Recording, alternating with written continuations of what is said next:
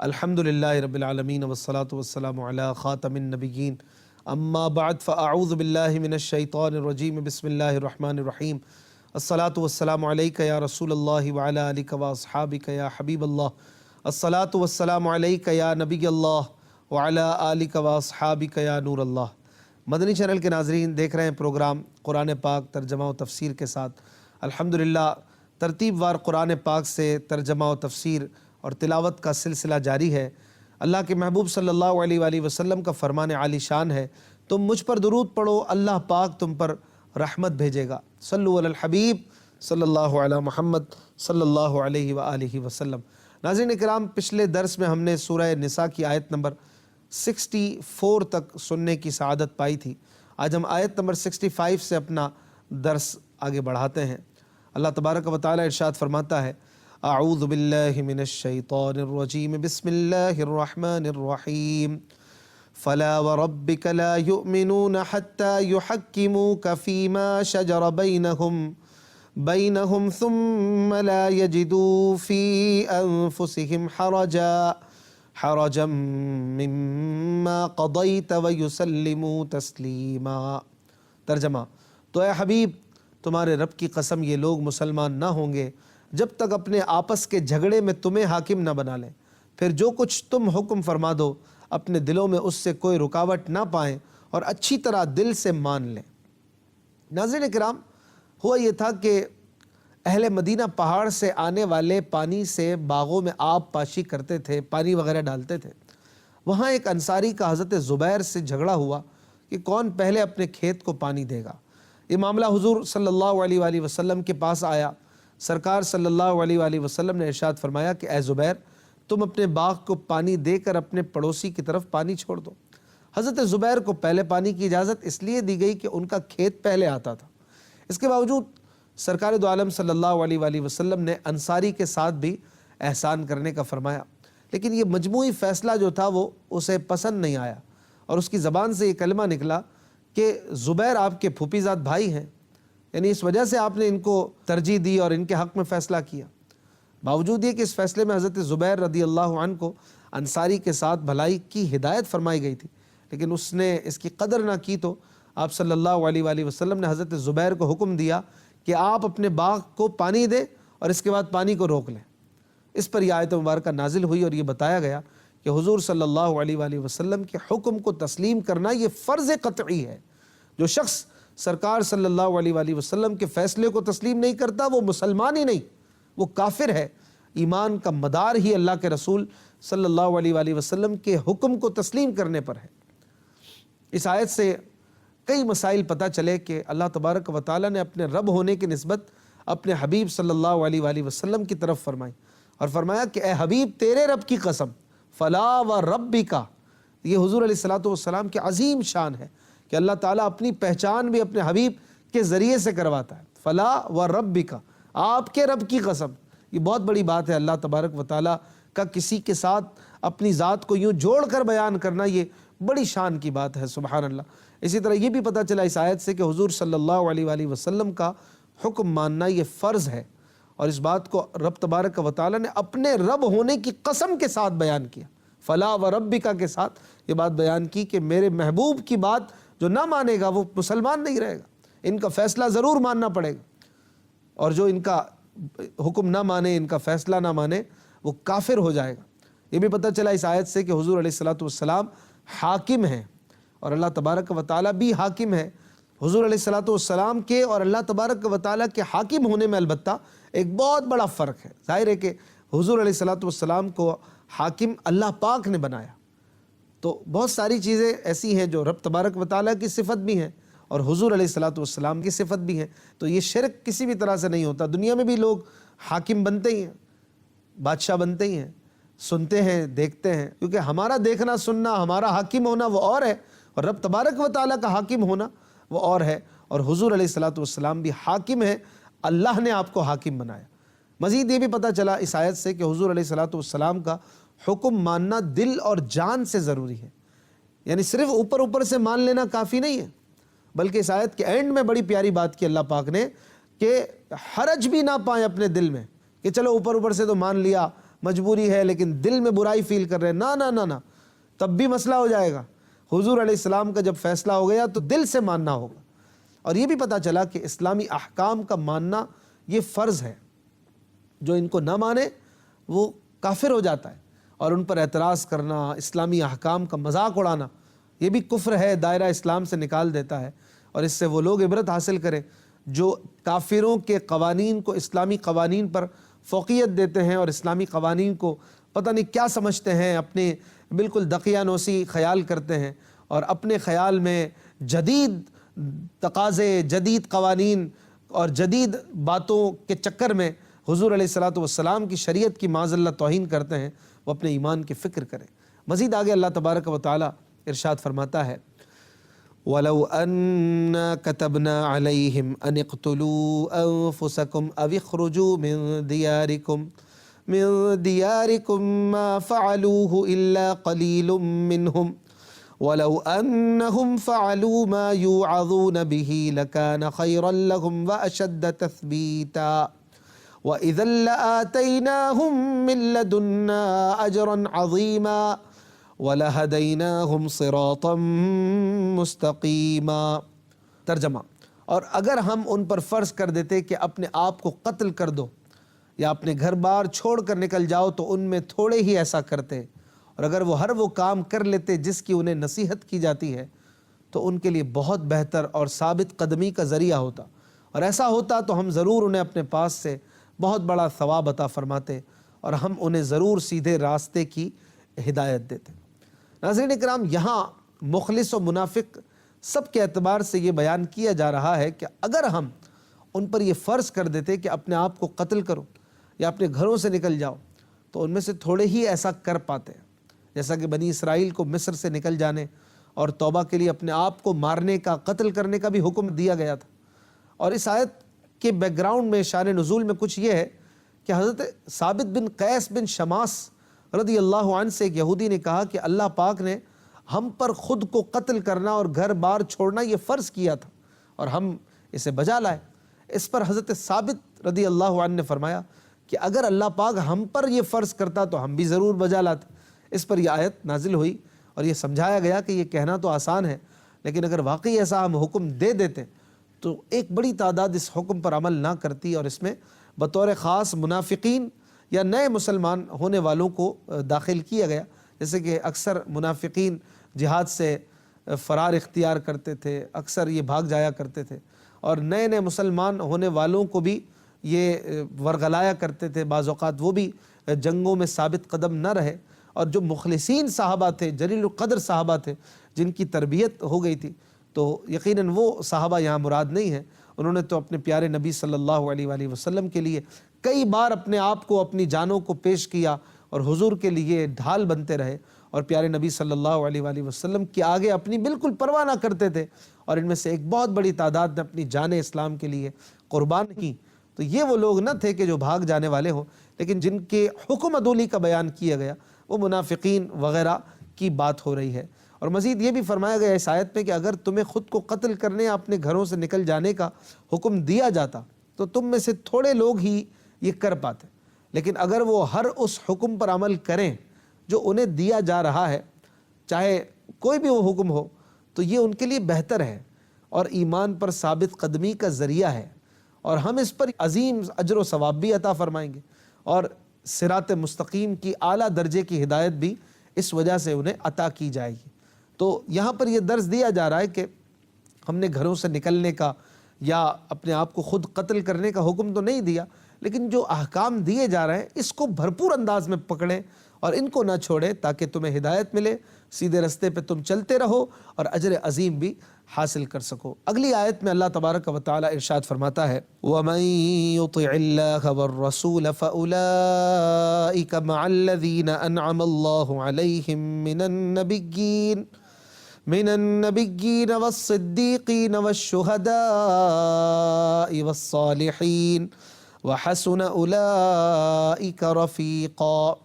ترجمہ، اور جو اللہ و رسول کی اطاعت کرے تو وہ ان لوگوں کے ساتھ ہوگا جن پر اللہ نے فضل کیا، یعنی انبیاء اور صدیقین اور شہداء اور صالحین، اور یہ کتنے اچھے ساتھی ہیں۔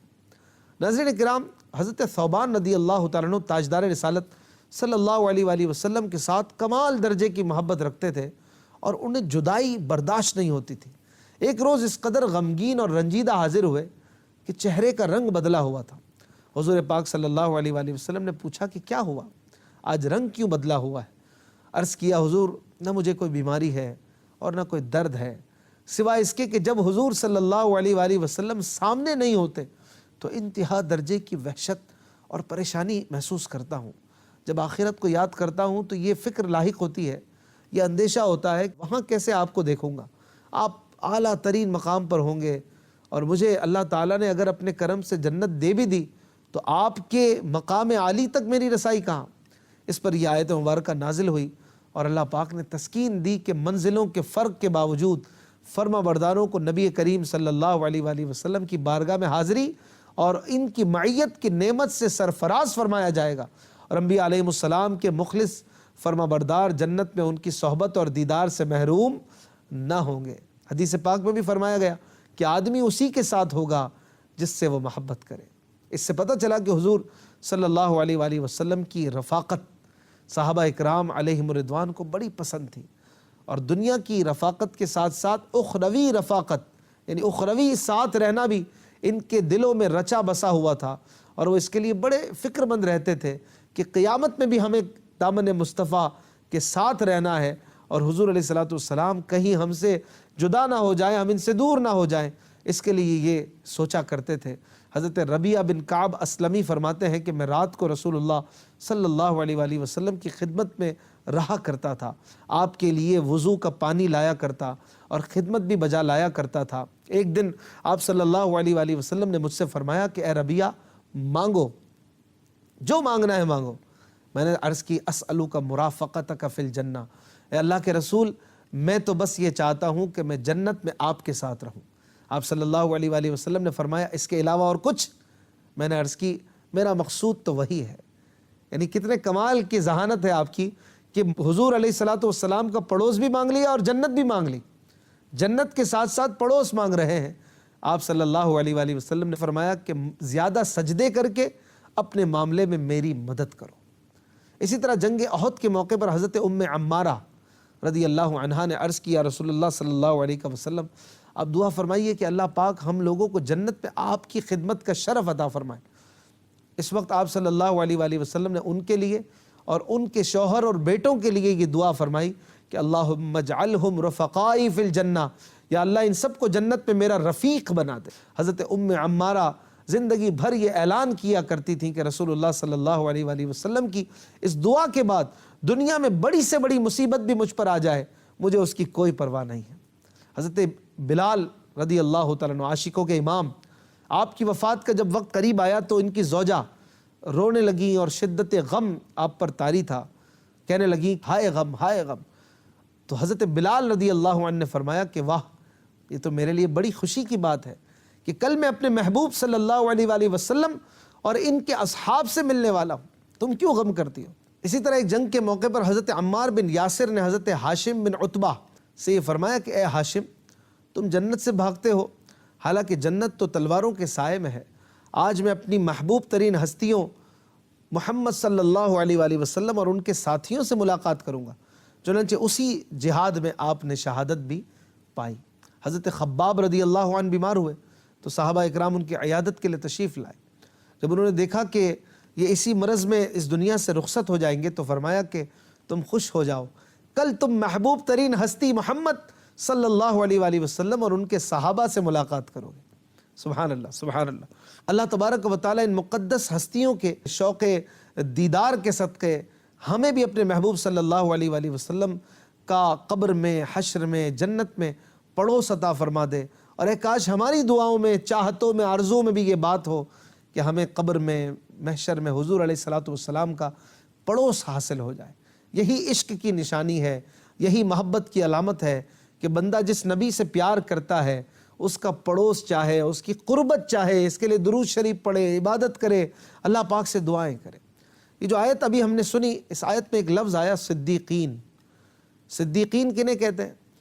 انبیاء علیہم السلام کے جو سچے پیروکار ہوتے ہیں انہیں صدیقین کہا جاتا ہے۔ جو اخلاص کے ساتھ ان کی راہ پر قائم رہے۔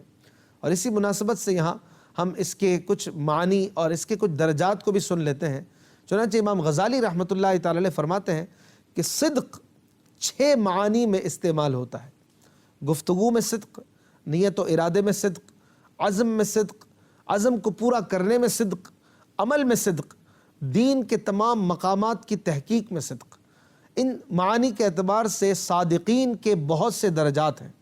اور جس شخص میں کسی خاص چیز میں صدق پایا جائے تو وہ اسی چیز کی نسبت سے صادق کہلائے۔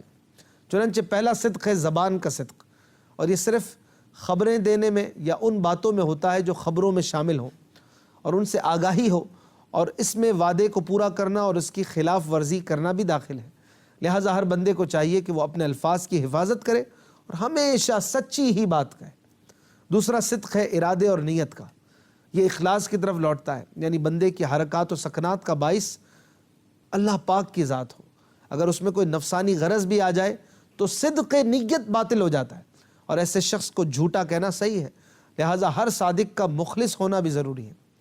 تیسرا صدق عزم کا صدق ہے، کیونکہ بعض اوقات انسان کسی عمل کا پختہ ارادہ کرتا ہے اور دل میں یہ کہتا ہے کہ اگر اللہ پاک نے مجھے مال عطا فرمایا تو میں تمام مال صدقہ کر دوں گا، یا یہ کہ اگر اللہ پاک کے راستے میں میرا دشمن سے مقابلہ ہوا تو میں اس سے لڑوں گا، اور اس لڑائی میں اگر میں قتل بھی ہو جاؤں تو مجھے اس کی پرواہ نہ ہوگی، یا اگر اللہ پاک مجھے حکومت دے تو میں انصاف کروں گا اور ظلم کرنے اور مخلوق کی طرف میلان کے ذریعے اللہ پاک کی نافرمانی نہیں کروں گا۔ یہ عزم اور ارادہ دل میں ہوتا ہے اور انتہائی پختہ اور سچا ہوتا ہے، لیکن بعض اوقات اس میں دوسری طرف میلان اور تردد بھی ہوتا ہے، اس میں بعض اوقات کمزوری بھی ہوتی ہے جو عزم میں صدق کے مقابل اور اس کی ضد ہوتی ہے۔ تو صادق اور صدیق وہ شخص ہے جس کا پختہ ارادہ تمام نیکیوں میں قوت تامہ کے ساتھ ہوتا ہے، اور اس میں کسی قسم کا میلان،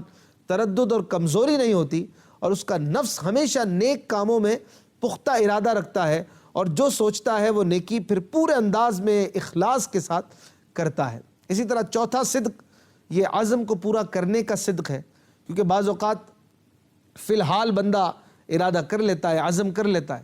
اور اس کی وجہ یہ ہوتی ہے کہ وعدے اور عزم میں کوئی مشقت بھی نہیں ہوتی، محنت بھی کم ہوتی ہے، لیکن جب حقیقت کا سامنا ہوتا ہے اور قدرت حاصل ہو جاتی ہے اور شہوت کا زور ہوتا ہے تو عزم ختم ہو جاتا ہے اور خواہشات غالب آ جاتی ہیں، جس کی وجہ سے وہ کیا گیا عزم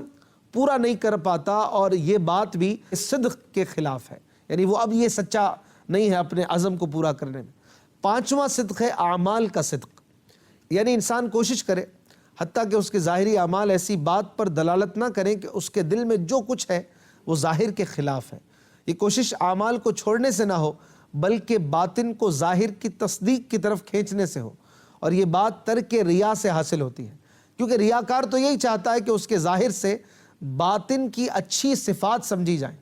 یعنی وہ ایسے کام کرتا ہے کہ لوگ سمجھے کہ یہ تو بڑا نیک آدمی ہے، دل بھی اس کا بڑا صاف ہے، اور اس طرح کے کام کرتا ہے لوگوں کو دکھانے کے لیے۔ البتہ کئی نمازی نماز میں خشوع و خضوع کی صورت پہ کھڑے ہوتے ہیں اور ان کا مقصد دوسروں کو دکھانا نہیں ہوتا، لیکن ان کا دل پھر بھی نماز سے غافل ہوتا ہے، اور جو شخص اسے دیکھتا ہے وہ اسے اللہ پاک کے سامنے کھڑا ہوا سمجھتا ہے اور سمجھتا ہے کہ بڑی اچھی نماز پڑھ رہا ہے، جبکہ باطنی طور پر وہ خواہشات میں سے کسی خواہش کے سامنے بازار میں کھڑا ہوتا ہے، اس کا دماغ کہیں اور ہوتا ہے۔ اس طرح یہ اعمال زبان حال سے باطن کی خبر دیتے ہیں،